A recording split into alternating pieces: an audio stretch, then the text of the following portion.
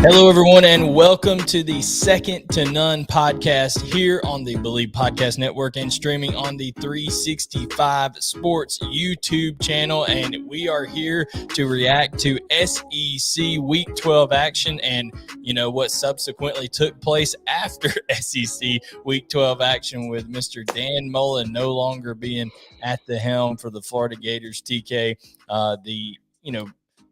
the former offensive coordinator who was there under Urban Meyer, helped to win a couple of national championships. They thought he was going to come home after doing some work for Mississippi State and kind of get things going for Florida, but the tenure did not go as he hoped, and now Dan Mullen is officially out. We're going to get into that fully here, TK. We're also going to get into the Alabama and Arkansas game. South Carolina is going bowling after, just a rough year last year and even a rough start, the bleak circumstances to start the year this year, TK. So just overall, before we dive into it, what's kind of your, reaction as a whole to this week? It seems like every week we have crazy results. Yeah, man, it's the SEC. It's always wild, but it's almost like we kind of been waiting on this one. I feel like every week on the show we kind of been talking about when's it gonna happen, when they're gonna drop the hammer on old Dan Mullen. But man, they dropped it on him, and now shoot, they're looking for a guy, and you hear about names, and we're gonna talk about that a little later. But it was just a good week of football. Arkansas Bama game was a nail biter. Again, Bama just showing that they can be bleed. beat. Yeah, they can be beat. So yeah, man, Shane Beamer got SC bowling. So it was an incredible week. But yeah. There's a lot to talk about. And speaking of, that Florida job, I'm sure there's betting odds out there already on who you can expect to see in that seat next, TK. And speaking of the betting odds, we want to thank our partner, Bet Online, TK, because as always, Bet Online is the number one spot for all your basketball and football action this season. We're getting close to NFL playoffs. We're getting close to the college football playoffs this season. It's getting longer into November here. And as these games get closer, these spreads are going to get more and more interesting. So you need to go to Bet Online to check it out. Head over to the new updated or mobile desktop or mobile website to sign up today and receive your 50% welcome bonus on your first deposit. Just use our promo code BELIEVE50. That's BLEAV50 to receive your bonus from basketball, football, NHL, boxing, UFC, right to your favorite Vegas casino games. Don't wait to take advantage of the amazing offers on the 2021 season. Bet Online is the fastest and easiest way to bet on all your favorite sports. Bet Online, it's where the game starts. And TK, we're going to start with that.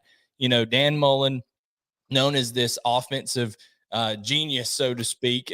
People really like to give him credit. A lot of people in the media like to give him credit for his ability to, do things in the on the offensive side of the ball. And the notion behind it at Florida was just wait till Mullen's able to get his players in there and is able to recruit right and get things going from the previous eras of McElwain and Muschamp and all that kind of stuff, trying to redo things. Well, TK, that seemed to be his downfall. You see what Georgia tonight picks up a player out of the state of Florida, Jaheim Singletary, 5-star corner, number one in the country, continuing to add to their class of 2022 number one class. When state of Florida players are continuing to go to Georgia, to go to Alabama, to go elsewhere, and they're getting beat for guys in the Sunshine State. When Florida State's down, when Miami's down, it seems like recruiting got him in more trouble than almost some of his other antics did. Yeah, man. I mean, I'd have to say so. I'd have to say it was a combination of all of that for sure. But that being the first thing I wrote down that's going to be a kicker for the next guy is recruiting, because man, he's done if I do say so myself, a piss poor job of not only recruiting but making the guys there feel like he's doing a good job of getting other guys in the building. So I mean, it's that's going to be something that definitely comes into play. And then too, you're going to want a guy in there that brings a culture with him. Some energy, right? Yeah, some energy, some culture. Because that's Florida. That's Florida of old. That's the Floridas that I remember playing against. Was swagger, guys that were disciplined, and that's something that's been missing from the Gators. No doubt. And TK, when you talk about Florida and that swagger, under Urban Meyer, when he was there, you saw teams that they expected to win games. You know what I'm saying? I just don't feel like that's been the case at Florida. There was that side by side comparison that was done of Kirby Smart's kind of pregame speech that the SEC Network was doing a special on, and Florida's pregame speech. It looked like Dan Mullen. I saw, comments on social media and stuff. It says it looked like a fourth grade teacher, talking to kids before recess, and Kirby's out there talking to guys like they're about to go to war. I mean, it's just a different dynamic. And I'm not saying everybody has to have that kind of fire that Kirby Smart does, because certainly your head coach, Mark Richt, did things in a more reserved way, but there was still an intensity there. I just think it was all the time the message didn't line up with what needed to be done at Florida. There wasn't necessarily that intensity there. And sometimes when things did go wrong at Florida, Dan Mullen would kind of pass the buck, so to speak, or try to make excuses for what was going on. And I think that rubbed the Florida fan base the wrong way. Yeah, I mean, I definitely agree. He kind of would just blow some things off, and things that seemed to be a big deal, he kind of just would make people feel like they weren't. But I mean, you can't do that. You can't really do that as a head coach. You got to demand respect, and kind of, we talked about Arkansas. Sam Pittman, in the short time he's been there, that team has just taken on his character, taken on who he is, and you see how close they are. You see just how close they are with not even the scintilla of talent that Florida has. Yeah, not even close. I wouldn't say they just got guys, because they're obviously guys that can compete and play at a high level because they're in this league doing it. But the level of talent, the gap is way bigger to me. Florida's got way more talent than Arkansas, but what they're putting out on that field, effort wise, energy wise, game to game, is light years ahead of what Florida's doing. Yeah, when Florida lost to South Carolina in the manner that they did, I thought it was really the second glaring time that you had seen a Florida team, really quit on Dan Mullen. I think they quit on Dan Mullen after that SEC championship game last year when they went and faced Oklahoma. I know a lot of guys didn't play and stuff like that, but that would not be an excuse for a lot of teams, a lot of head coaches to say, hey, we got to play with the guys that we got to execute. But that wasn't Dan Mullen's message. He was like, hey, the year's over with. That was really the first game of the 2021 season. And, he's kind of right, because it was foreshadowing for what was to come, because they win 2 SEC games this year, really one if you want to count, if you don't want to count Vanderbilt, because we don't. Vanderbilt's not part of the SEC. We do not count them. They've been exiled. Maybe next year. Maybe next year. We'll see if Vandy, they just got him a 3-star quarterback in class of 2023. So they're building for the future. Vandy is over there, but we shall see on all that. But TK, I just feel like there was way too many excuses. The buck did not stop with Dan Mullen. And there's such a thing, TK, as some guys just being much better assistant coaches and coordinators than they are head coaches. And I think that kind of fits the bill for Dan Mullen, in my opinion.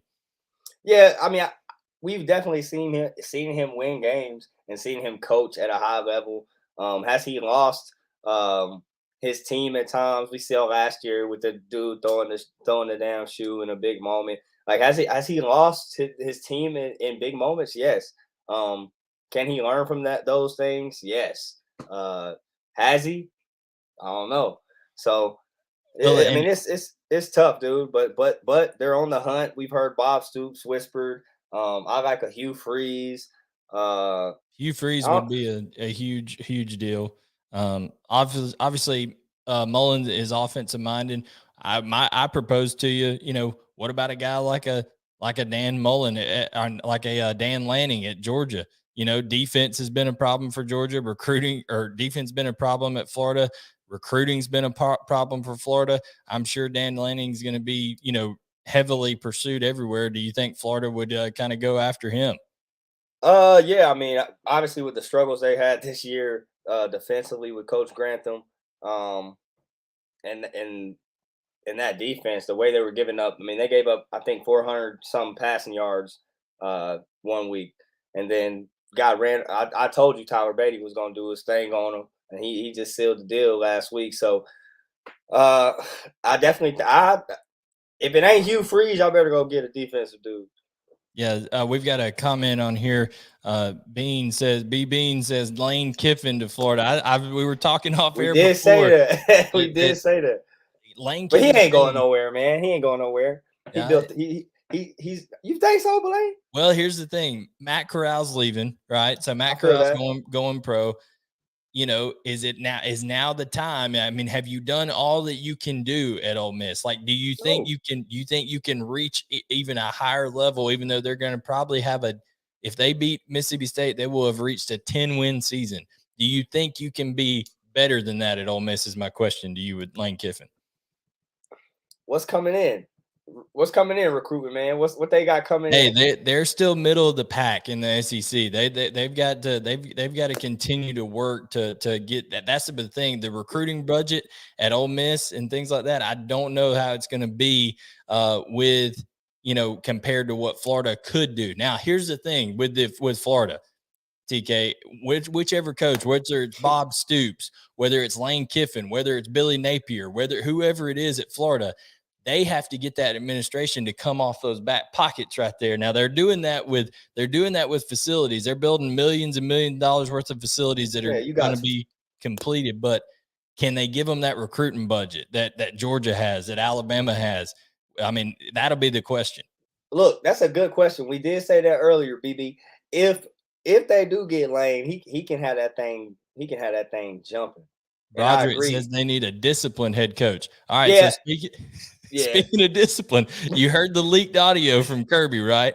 He said they're gonna talk crap. You just point at that scoreboard and you don't say, one of the many expletives that was on that thing. He said because we're disciplined and they're not, and that seemed to be the case for Florida. Roddy Nabulsi, who I work with at UGA Sports, he put out a tweet today. He said, "Did all of this start with a thrown shoe? is that how this all started for Dan Mullen, the downfall of him at LSU?" So it is an interesting dynamic. We'll see. Some people in the comments are saying Mario Cristobal to Florida. So, I'm sure Mario Cristobal with the Miami ties there, with the Alabama tie. I'm sure Mario Cristobal may want to get out of town now that they just got waxed by Utah on Saturday. So who knows what happens there, but he may want to get out while the stock is still high. You know what I'm saying? But Florida does go down to Missouri 24-23. Kind of another note on this before we move on, TK. You mentioned Tyler Beatty. He's a stud. Connor Bazelak, he'd been kind of inconsistent. He comes back, has a big play on that 2-point conversion, so they win there. And then I think the troll of all trolls, Mullen puts on the Darth Vader suit after the game last year with Missouri. Well, Eli Drinkwitz comes to the podium, and he has his post-game press conference, and at the end, he puts his hood on, TK, and he pulls him a little lightsaber out and says, "May the force be with you," and walks out, drops the mic, heads off. So not only does Dan Mullen get fired, the night before he got trolled by Eli Drinkwitz. He had to eat that one. No doubt. So, there's a lot of openings out there. Not only is it Florida, it's LSU in the SEC. So we'll see a lot of these coaching candidates that we talked about being interested in Florida, potentially, LSU. I wouldn't be surprised if Florida tried to reach out to a Lincoln Riley, much like LSU has done, and try to make a run at him.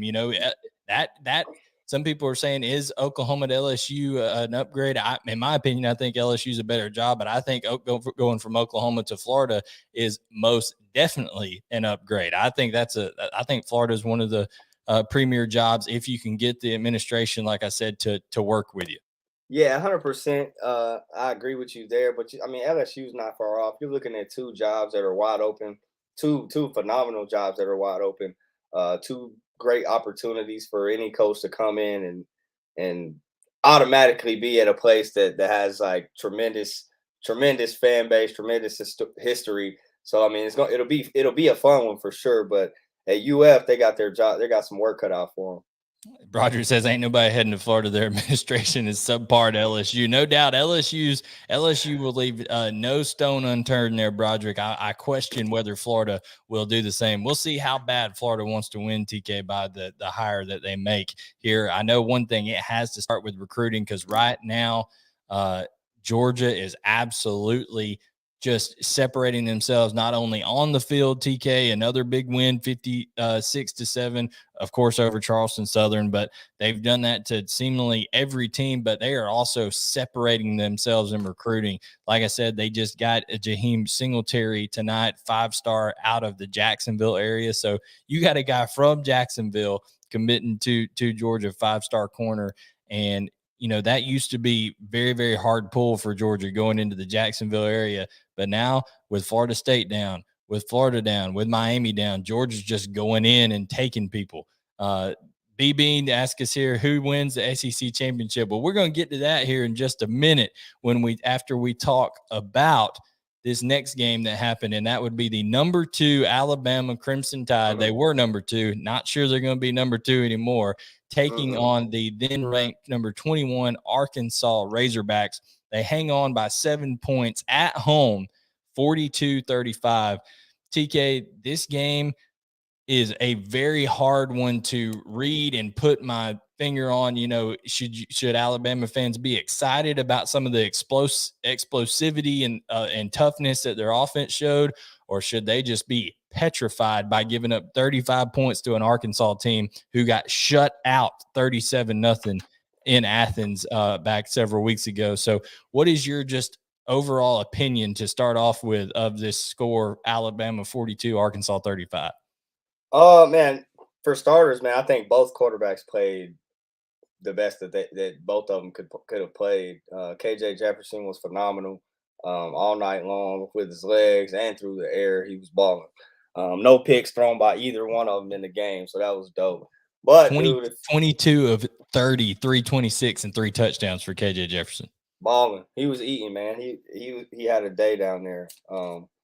Almost got it done, bro. I was kind of questioning their play calling there down the stretch with the 2-minute, but whatever, it is what it is. But man, on the other side of that freak, Bryce Young was balling. Those explosive plays you talked about came easy. So easy. Well, we know that Treylon Burks is a stud. You know what I'm saying? I mean, and Broderick here is saying Bama's back end can't cover. It's that simple. So they definitely can't. It's definitely holes in a lot of places.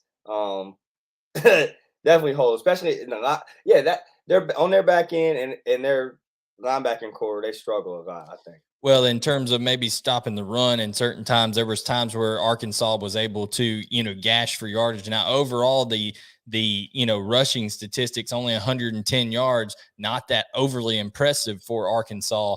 But at times, TK, there were just plays, burst of 7, 8, 9 yards for Arkansas in the run game that you usually don't see out of from a Nick Saban defense. And that's what we've said all year, is that interior linebacker play has been suspect at times. Now, one thing Alabama can do, Dallas Turner and Will Anderson can get after the quarterback as well as any pair of outside linebackers in the country. So I think that's something that Alabama fans should be very encouraged by, is that maybe some of your hope, if you're an Alabama fan, is that some of the deficiencies in the back half can be covered up by the edge rushers of Will Anderson. And TK, I think they put up a stat. He has 20 and a half sacks in his last 17 games. That is just getting after it, son. Yeah, that's hunting. They just line him up and tell him to go hunt. And like you said, bro, if they're going to be successful versus a Georgia team, that's what they're going to have to do. They're going to have to get after Stetson, misplace him, and obviously disrupt them, because they're like our man Broderick said, he watches for little football himself. Their back end does struggle. But I look they might have some trouble next week too. I mean, TJ Finley looked all right against South Carolina at times. Yeah, I mean, it's just the inconsistency with TJ Finley, and we'll get to that game here in just a minute. That's kind of the problem there. But in terms of what I think you're worried about. Some people like John here he says he's a dog fan. He said he worries about the dog secondary. Well, and he said that the Vols exposed it. Well, here's I think the difference between the Alabama secondary and the Georgia secondary. Georgia secondary gets exposed maybe for a 15-yard chunk play, whereas Alabama's secondary is getting exposed for 6. I mean, it's going to the house or going to a big chunk that way. So that's just not something you see that's not something you really see out of the Georgia back end right now. Now, can Jamison Williams alone be the guy? Because let me tell you something, John Mechie, he's fine. He's doing his thing, but he is not the John Mechie of old. It seems like something's not there in his game. So they're going to need Latu and Mechie to step up, because I think Georgia is going to take Jamison. They're not going to say Jamison Williams is not going to be beating Georgia by himself. Kirby Smart will not allow that to happen. He's going to make somebody else beat him, just like Alabama is going to try to load the box, stop the run game, make Stetson Bennett make throws down the field. So each team is going to try to take each other's strengths away.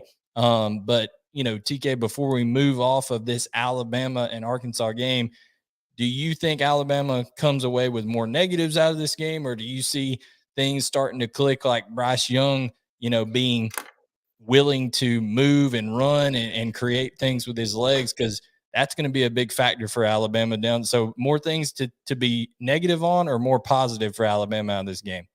I feel like you got to take the positives away from it for sure, because let's be clear, Arkansas's defense has been pretty good all year long, other than a few games, one being against the Dogs. They've been pretty good. So they're a good defense. It wasn't like they were just playing, anybody, Charleston Southern. So you gotta one, recognize the talent they were playing, and two, dude, Bryce Young can do it all. Like, his legs can carry them, his arm obviously can carry them. 31 of 40 for 559 and 5 touchdowns in that game. Yes, school record. But the thing that I think impresses me the most is that I think he's getting more and more confident running the ball. We talked about him not wanting to be a guy that was deemed a running quarterback. Well, I think now he understands, F it, I'm going to do whatever I got to do for this team to succeed. So I think you got to look at the positives in that aspect. And I think, to me, I feel like they're just using Mechie in a different way. So I wouldn't sleep on him. I'll never sleep on that cat. He's a baller.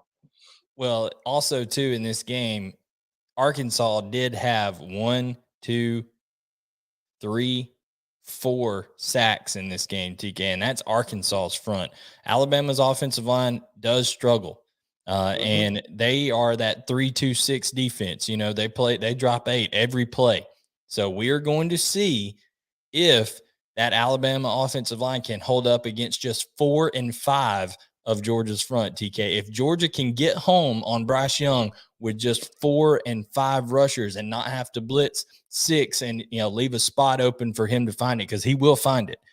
He is very good at replacing blitzers. But if Georgia can get home with 4 and 5, I think you're going to see Alabama struggle to do some things that they've done to other teams, because they have not faced a defensive front the caliber nobody has, because Georgia's got the best defensive front in the country. So I think that's a matchup that's going to be there. But overall, TK, before we move on from that one, I did want to say Sam Pittman and this Arkansas team, where they have come, 7 wins.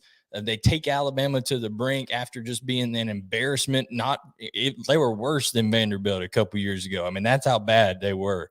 And when you talk about Sam Pittman, he's having fun doing this too, TK. These players love him. When they did the little jump pass on the fake field goal, and my man scored, rumbles down in the end zone, rumbling, stumbling, bumbling into the end zone, and gives him he flicks it to himself. He catches it back over here, flicks it to himself. That kicker, he's got the Air Jordan pose. He's over there, getting his jump pass on. So there was lots of fun stuff in that game. But I think one thing you see out of these teams that are achieving is Sam Pittman Shane Beamer, these guys are investing and having fun with their Mhm. team. No, they definitely are. I said it earlier. Those teams are taking on the role of their coach. Those teams are teams that are believing in their coach. They're having fun. They're playing with energy, and they're taking it one game at a time, good or bad. But the with the good and with the bad, they're still believing. They're still believing. They're still stacking, and they're still progressing. You can see it as unlike other places. Yeah, well, and a place that it's kind of going downhill a little bit right now, it seems like, is Auburn, right? Auburn had a lot of Mm. excitement, maybe with Bo Nix, but it seems like Bo Nix gets injured, and people, the honeymoon is over for for Harsin over there. Brian Harsin, Auburn fans are absolutely livid with some of the decision making and things like that. Not get, Tank Bigsby had 22 carries in this loss to South Carolina as Auburn did lose this game 21-17 to South Carolina. Tank Bigsby had 22 carries, TK. My thing is he should have had 32 because it was about the only thing that was working for Auburn. And I don't He was toting it, bro. Like he was running with like somebody slapped his mom or something. Yeah. I mean, when it comes down to it, you really have to, if you've got a guy like that who is absolutely, uh, you know, has the ability to take over to a game, you got to be able to feed him. Now, going back, I know that we got the Iron Bowl coming up this week, Auburn and Alabama. Speaking of toting the rock, they handed the ball 27 times to Yeah, Brian Robinson. I meant to say that. That's crazy. I tweeted out they're playing with fire because they only got 2 scholarship running backs, and I'm like, if you keep giving that man the ball, if you keep That's giving a that's every hit on a running back is a chance for injury. TK. Yeah, that's a lot. I mean, you got to think he's touching it 27 times. Folks are wanting to heat a young Bryce Young up, so he's having to pick up blitzes. He's getting tapped a good bit, bro.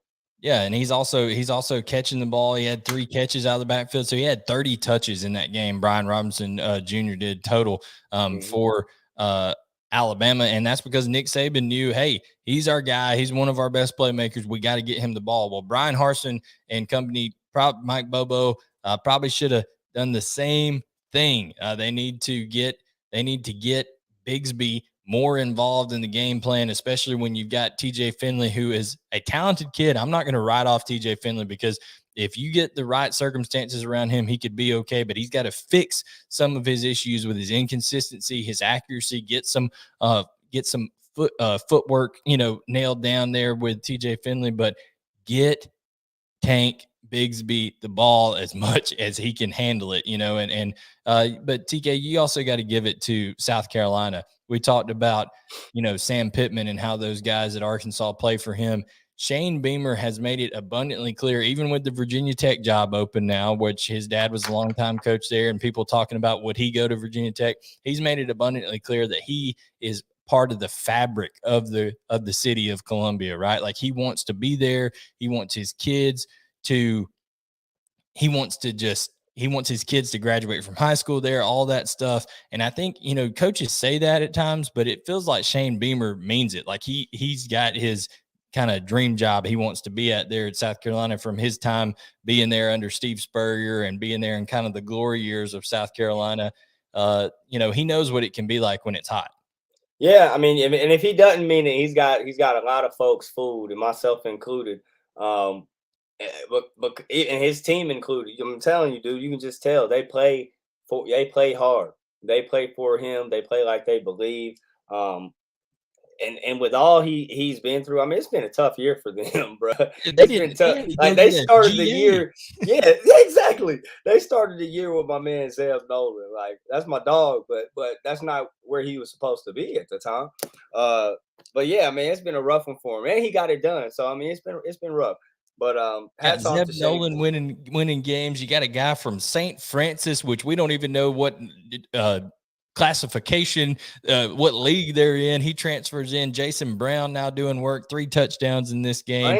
Playing it. Yeah, I mean, he's 10 of 15, 157, did what he needed to do. Zaquandre White, who's really stepped up and kind of become that lead rusher this year for South Carolina. Him, of course, Kevin Harris doing his thing.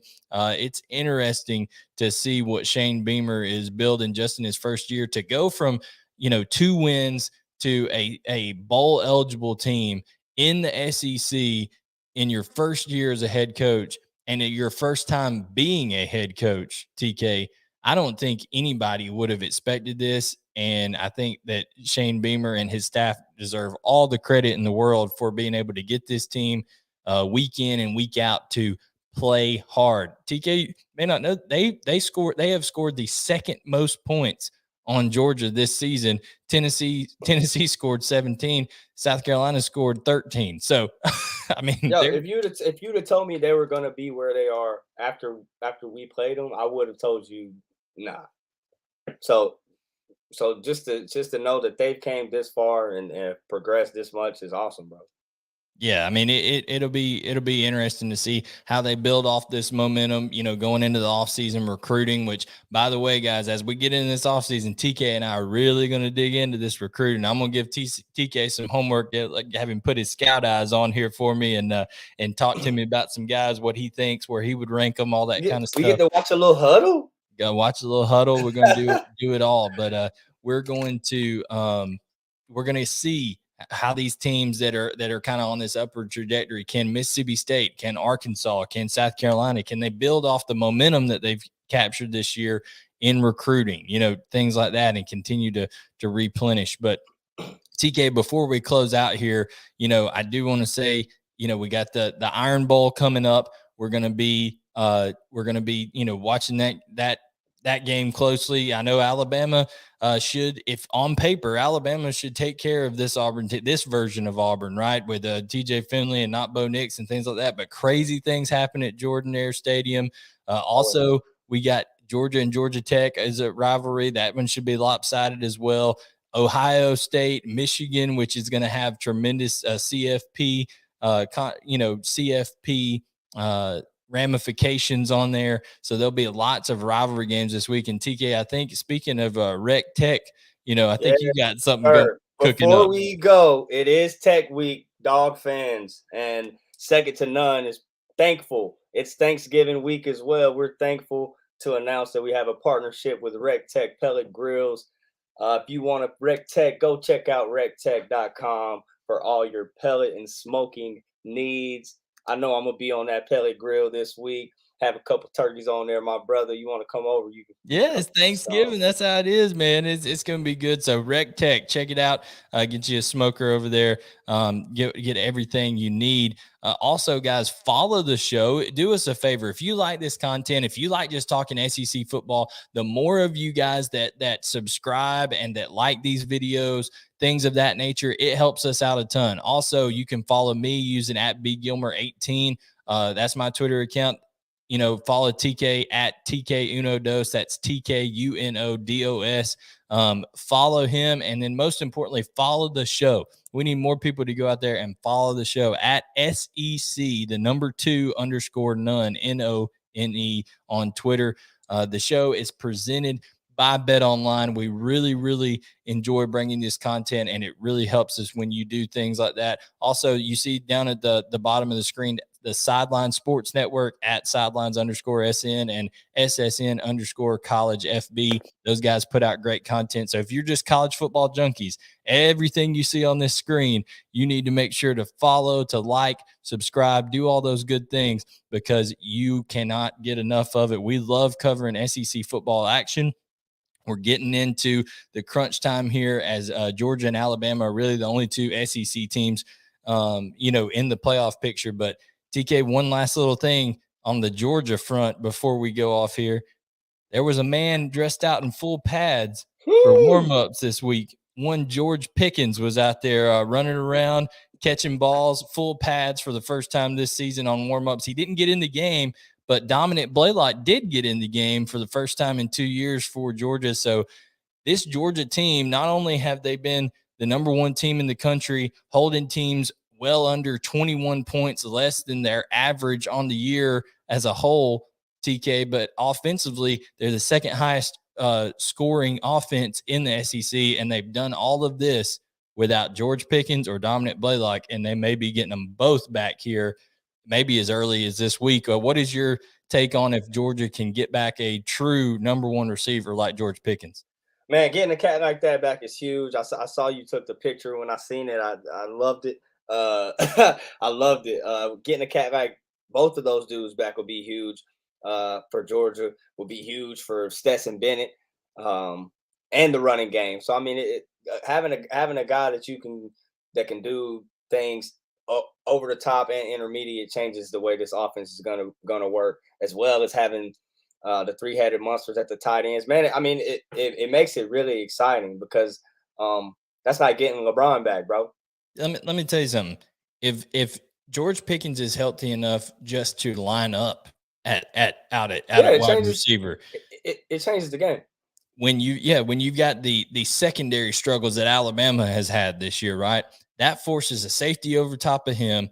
That forces a corner to kind of jam him at the line, play underneath, some kind of version of a cover two or cover two match, some of those type of things. And then here you go. What happens with James Cook out of the backfield? What happens with, Brock Bowers on Henry To'oTo'o? Because let me tell you something. Brock Bowers is way faster than Henry To'oTo'o. If they try to go one-on-one with him, dude. He is that dude. So we'll see what happens. I think B. Bean says here the SEC championship will be explosive. Whew. He may be right, man. Let me tell you something. Alabama's going to get theirs. Georgia's got a great defense. I mean, a generationally great defense. But Alabama is going to scheme up some things, and they're going to get some of theirs. I think, you could see them get – Tennessee's the highest scoring team this year. I think you could see them get anywhere from the 21 to 24 point range. But the thing is, how can Georgia's offense manufacture? And if George Pickens is on the field, that's a big plus right there. And plus, people forget Dominic Blaylock, when he was there as a freshman, TK, he was probably Georgia's second best receiver behind Pickens that year. He was a down the field threat. He was a short intermediate threat. If they get him back to even close to what he was his freshman year, add that to Jermaine Burton and Kearis Jackson, you're talking about a wide receiver core that all of a sudden looks pretty imposing when it's been kind of barren through most of the year. Right. I mean, that's what we've been waiting on. That's what we've been waiting on, man. We've been waiting on all these cats to get healthy, and luckily we've been able to win games and rattle off some wins, and do it in a nice fashion. Without them. So getting them back will be huge. Hopefully Dom plays a little bit this week against Georgia Tech, and we Rec Tech.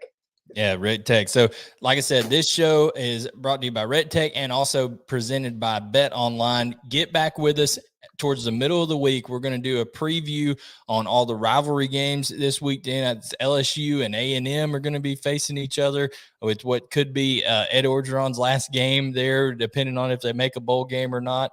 Florida State, we'll touch on that one. Georgia Tech, the Iron Bowl. We'll even go out of conference, a little special for you guys, and talk about Ohio State, Michigan. Just give a little Big Ten action here. We'll talk about that. But we have a lot of games to preview later this week. That'll be coming out either Wednesday or Thursday of this week. We do live shows here on Sunday. So like I said, subscribe, turn on notifications. We really appreciate it. This has been the Second to None podcast, which is part of the Believe Podcast Network and streaming on the 365 Sports YouTube channel. For my partner, Tavarres King, I am Blayne Gilmer, and we will catch you next time on the Second to None podcast.